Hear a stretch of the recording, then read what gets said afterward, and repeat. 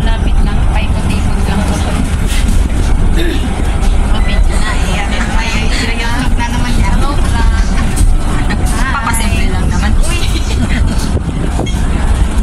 Nung kumuha pala tayo ng ayuda, nag-video ko na. Oo, naka-upload na yan. Akala ko. Ano nga, sagad na yung extension niya doon sa Hong Kong. Ngayon, last minute siya nakahanap ng amo. Kailangan na niyang umuwi ay mag-exit. Yung Lesbowang pupuntahan namin, oh. Tanaw na tanaw na. Abot tanaw. Ganda na yung kahit umuulan. Basta may picture-picture. Oo, picture-picture sila kahit umuulan. Hindi ko masilip eh. Ano ba yun? Ano, ayusin mo. May ano dito, ano, may free wifi. Oh, ay ewan ko. Siguro. Ang ganda na. Ganda, di ba? Sana yung mga ano?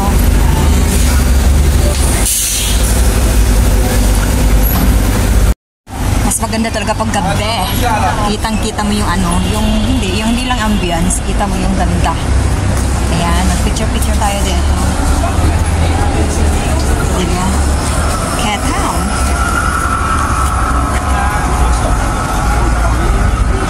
Maganda. Doon muna tayo sa kabila. Kasi mas maganda doon, di ba? Ano ka? Ano yung, ayan na yung sikat na casino dito. Palagi namin pinupuntahan yan kapag kukuha lang ng ayuda. Ayuda pa more. Kunin Saan natin ka yung... kumuha kayo da? Saan banda? So, malapit sa casino. Kapag kumukuha, diba?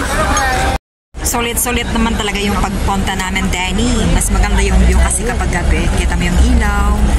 Tanaw na tanaw. Hindi, kita talaga yung ganda ng Macau. Sunod lang tayo sa may mga alam na kasi wala pong idea dito eh. Susunod lang ako sa kanila. Kasi di ko naman alam di ko pa kabisado to. First time ko dito eh. O, dito tayo. Sayang ang damit natin.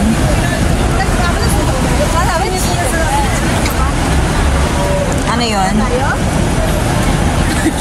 Susunod lang naman ako kasi di ko alam. Wala pa akong idea. Punta tayo doon sa simbahan.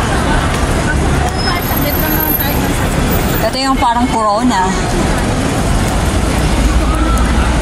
So, pasok daw kami sa loob ng Grand Lisboa. Yung pinsan ko, sabi niya, malapit siya dito. Wala siyang message sa akin. Kaso, ano kasi ngayon eh, di niya naman labas.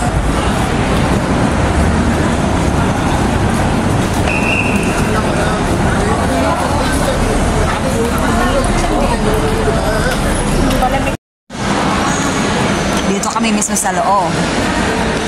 So, susunod lang kami sa guide namin. Kasi wala pang idea.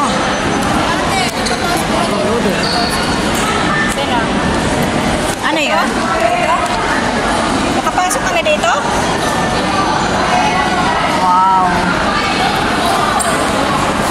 So, ang daming turista dito. Ano bang white na yun? Parang na-curious ako rito eh. Ano siya? Ang ganda ng pagkagawa. Ang ganda na pagkakagawa nito. Ayan o. Ang ganda niya. Mga Buddha pala siya.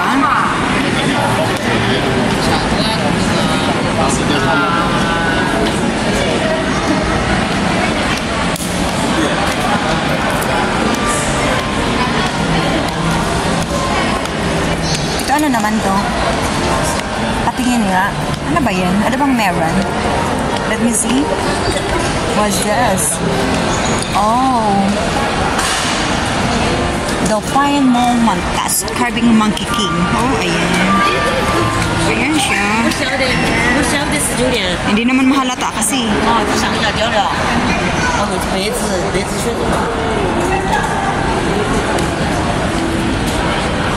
Diba talaga pag first time?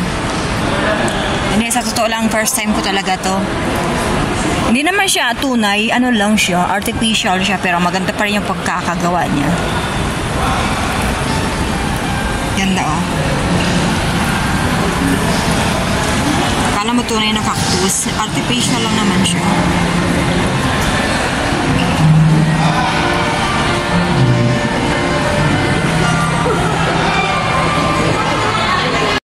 Ganda ng chandelier, oh. Alam mo, yung tubig na biglang bumuhos. Hindi, maganda yung chandelier dito.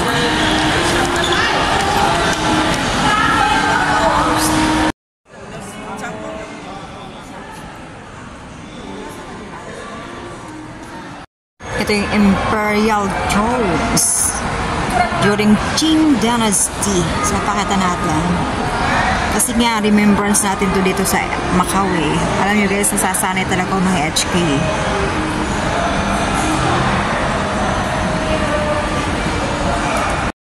Isa-isahin ko yung mga ano dito eh. Pwedeng tingnan at pwedeng ilagay sa ano ko, sa account. Diba? Hanggat merong nakikita. So, syempre, tingnan.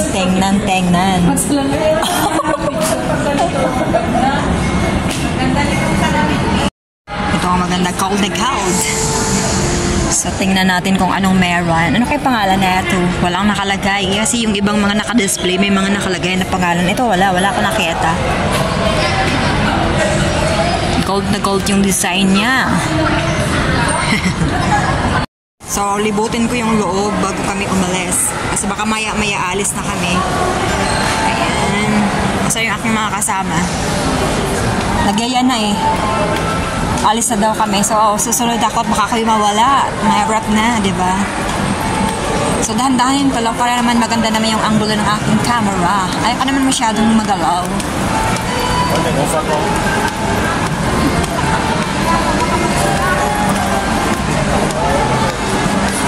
So, dahan-dahan lang. Habang ako'y papalabas or kami papalabas. O, saan tayo pupunta? Sulit naman, di ba? Comment naman kayo dyan. Baka naman. Ano yun? Yung sombrero, okay. Sulitin yung ano. Hanggat nandirin tayo sa Macau. Ayan. Lock hook. Meron yan sa ano, sa HK. Maraming brands din ng lock hook jewelry. Ayan. Marami yan sa HK.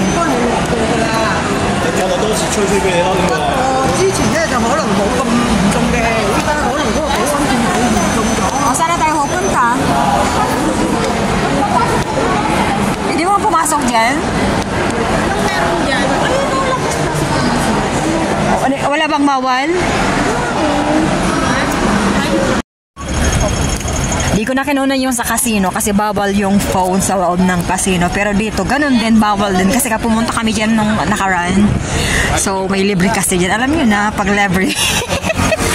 Hindi makakawala, diba? Ayan, pumunta kami dyan nung nakaraan. Libre talaga.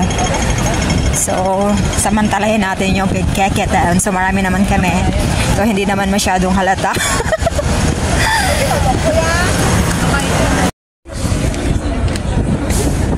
Ano yun? Ayan na yung Wen. Sa may Wen na yan, medyo malapit yan. Diyan kami pumupunta na nakaraan. So, kaya ito, dinaan na lang naman namin to.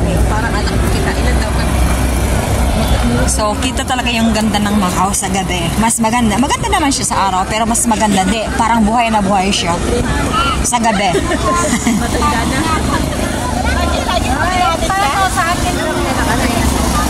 Ayan. So, pupunta kami sa loob ng casino. Casino at talagang may libre kasi doon. Kahit hindi ka maglaro, may libre talaga as in. Sayang naman yung ano, yung popcorn at saka milk tea, diba? One more. Isang kasama namin nandito, oh. Nagkatagpo. Ayan sila, oh. So, 8 na kami magkakasama ngayon. Yung mga kasama ko. So, dito kami ngayon sa tabing dagat. Ayan, ang ganda talaga ng ano dito.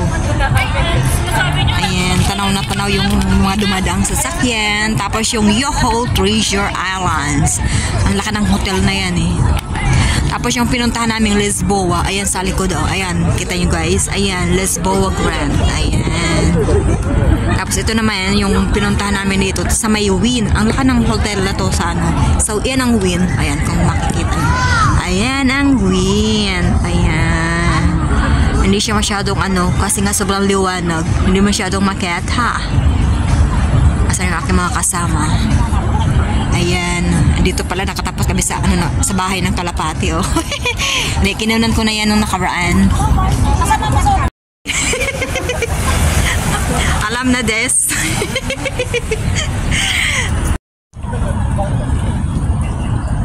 Ayan guys, pasado alas ano na, 1:45 na, kalalabas lang namin doon sa, alam niyo na guys, oh no, hindi sa casino, pero ano lang naman, so enjoy lang naman. So ang talaga naman talagang purpose namin kaya pumunta kami doon, libreng pagkain. Kanya-kanyang discarded na lang. Hindi, enjoy naman, naglaro naman yung ibang kasama ko. Nakakaweli at talagang hindi, maganda talaga, enjoy. At saka syempre paminsan-minsan lang naman maglaro-laro eh. Hindi naman to lagi-lagi. So samantalahin yung pagkakataon hanggang nandito tayo, di ba? So pahinga muna kami sandali. Pahinga kami sandali, tapos mamaya-maya uwi na kami kasi nga may curfew din kami, hindi pwede kaming umuwi ng 10 oras ng gabi, baka pagalitan kami. Wala namang, kung sa bagay, kung wala namang magsusumbong sa amin, pwede siguro. Pero pasiguro pa rin, kasi nga syempre baka malaman, magpagalitan tayo. Alam naman namin na ano lang, may oras lang kami sa labas. Umalis kasi kami sa sa bahay, ano na yun, pasado alas 6. So syempre enjoy na rin, lakad-lakad, diba? Guys, salamat po sa mga nanonood ng videos ko. Thank you so much po habang ako dito sa Macau. So samantalahin ko yung pagkakataon para naman i-share ko yung karanasan ko dito sa Macau bago ako umuwi ng HK.